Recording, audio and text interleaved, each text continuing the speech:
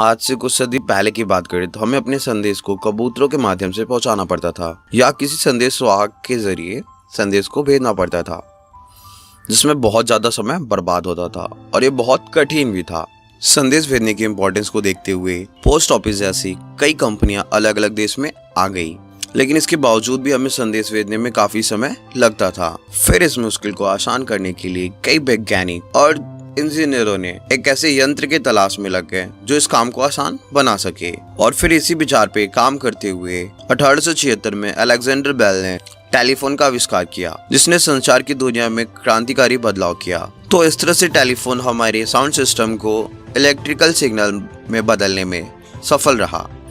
लेकिन टेलीफोन की सबसे बड़ी कमी ये थी कि इससे संदेश भेजने के लिए हमें तार की जरूरत पड़ती थी, मतलब कि जहां तक उसके वायर की वायरिंग की गई होगी वहीं तक उसका संदेश जाएगा। फिर गैलीलियो मैग्नी द्वारा पहली बार सन 1901 में बिना तार के अटलांटिक सागर के आर पार संदेश को भेजा गया। इसके बाद सन 1906 में कैनेडियन वैज्ञानिक रेगिनाल्ड फेस्डेन ने रेडियो सिग्नल पर काम करके इसे और आधुनिक बनाया, जिसके बाद रेडियो फोन का आविष्कार किया गया, जिसे सेना द्वारा और समुद्री जहाजों पे प्रयोग किया जाता था। इसके बावजूद भी आम जनता को संदेश भेजने के लिए एकमात्र टेलीफोनी माध्यम था।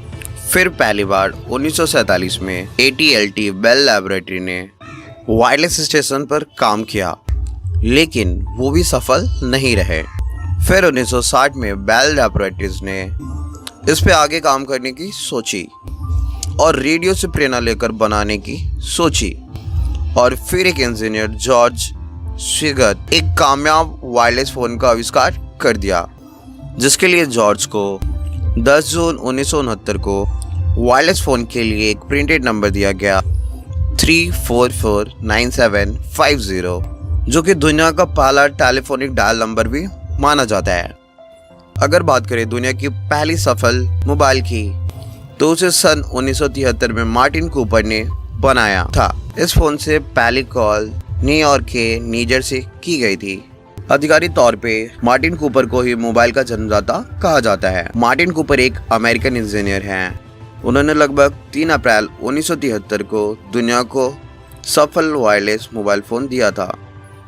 हालांकि इस मोबाइल फोन के वजन भी काफी ज्यादा था। यह मोबाइल फोन लगभग 1.2 kg के आसपास था। सुनने में थोड़ा सा अजीब लगेगा, लेकिन पहले ऐसा ही था, जो कि अभी के फोन के हिसाब से बहुत ही ज्यादा भारी था। परंतु 80 के दशक में ऐसा फोन रखना धनवान होने का प्रतीक माना जाता था, जो कि अभी एप्पल और टेस्ला जैसे कंपनी के फोन को रखने वाले को कह सकते हैं। मार्टिन कूपर ने इस फोन को आज की कंपनी मोटरोला के साथ मिलकर के इसे बनाया था और फिर बाद में वो इस कंपनी के CEO भी रहे। इसके लिए उन्हें मार्कोनी पुरस्कार से सन 2013 में सम्मानित भी किया गया। यह पुरस्कार संचार क्षेत्र में किए गए अद्भुत कार्य के लिए दिया जाता है। इसके बाद जापान ने पहला सन 1979 में 1G नेटवर्क को फैलाया और यह फर्स्ट जनरेशन का नेटवर्क था, जिससे लोग आपस में बात कर सकते थे। फिर 1983 में आम लोगों के लिए मोबाइल फोन बनना शुरू हुई, जिसे भी मोटरोला ने बनाया था।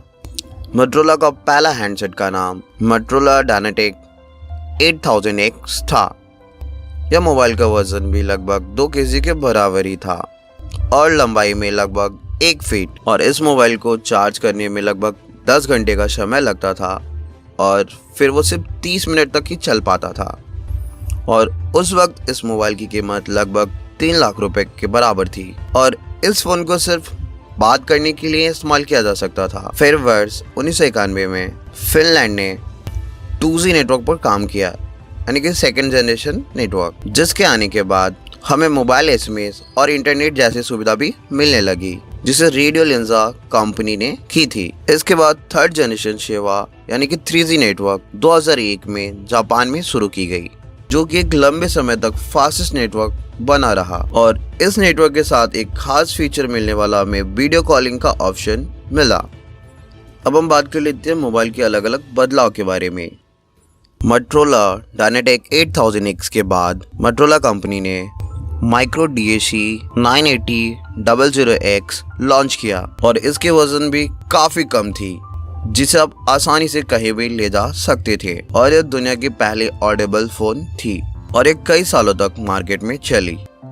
लेकिन दुनिया का पहला स्मार्टफोन 93 में लॉन्च किया गया, जिसे सीमन कंपनी ने बनाया था और इसे लॉन्च करने वाली कंपनी का नाम IBM है। और इस डिवाइस के साथ साथ ही हमें calendar, calculator, notepad, email, game और टच स्क्रीन जैसी सुविधा हमें मिली। और इसी के बाद नोकिया ने सीमन के बाद उसी के जैसा आइडेंटिकल फोन मार्केट में उतारा और इस फोन के लॉन्च होने के बाद नोकिया काफी फेमस हो गया। इस डिवाइस का नाम नोकिया ने 9000 कम्युनिकेटर रखा था और यह दुनिया का पहला मोबाइल था जिसे मिनी कंप्यूटर भी कहते थे। उस मोबाइल में अभी के समय की तरह LED डिस्प्ले और क्यूरिटी कीबोर्ड भी फिक्स मौजूद था, जो कि इसे काफी ज्यादा अट्रैक्टिव बनाती थी। लेकिन उस वक्त इस फोन की कीमत काफी ज्यादा थी, जिसे सिर्फ धनी लोग ही ले सकते थे। इसके बाद 1996 में मोटोरोला ने स्टैग TAC दुनिया का पहला फोल्डेबल फोन लॉन्च किया और इस फोन के बाद पूरे मार्केट में फोल्डेबल फोन का ट्रेंड छा गया और इस फोन की कीमत बहुत ज्यादा भी नहीं थी, जिसे सभी लोग आसानी से खरीद सकते थे और यह मोबाइल फोन 2G नेटवर्क पर काम करता था। और इस ट्रेंड को देखते हुए नोकिया कैसे चुप रहता। फिर सन 2000 में नोकिया ने नोकिया 8810, नोकिया 3210, नोकिया 7171 और नोकिया 71710 लॉन्च किया, जिन्होंने नोकिया को दुनिया भर में प्रसिद्ध कर दिया। और इसी के साथ नोकिया कंपनी दुनिया का नंबर 1 मोबाइल मैन्युफैक्चरिंग कंपनी भी बन गया। मोबाइल के इतने फीचर्स काफी नहीं थे, तब मोबाइल को एक कदम और आगे ले गया और वो थी इसकी कैमरा की फीचर। तो दुनिया की पहली कैमरा वाली फोन शार्प J SHO4, जिसे शार्प कॉर्पोरेशन कंपनी ने बनाई थी। यह दुनिया का ऐसा मोबाइल था जिसमें कैमरा मौजूद था। इस मोबाइल की कैमरा बहुत खास तो नहीं थी, लेकिन उस समय के लिए मोबाइल में कैमरा होना बहुत ही खास बात थी और यह फोन केवल जापान में ही मौजूद था। और इसके बाद सभी कंपनियों ने अपने अपने मोबाइल में कैमरे लाने शुरू कर दिए। तो वीडियो को यहीं पे खत्म करते हैं, मिलते हैं नेक्स्ट वीडियो में। वीडियो अच्छी लगी तो प्लीज वीडियो को लाइक और चैनल को सब्सक्राइब जरूर करें। धन्यवाद।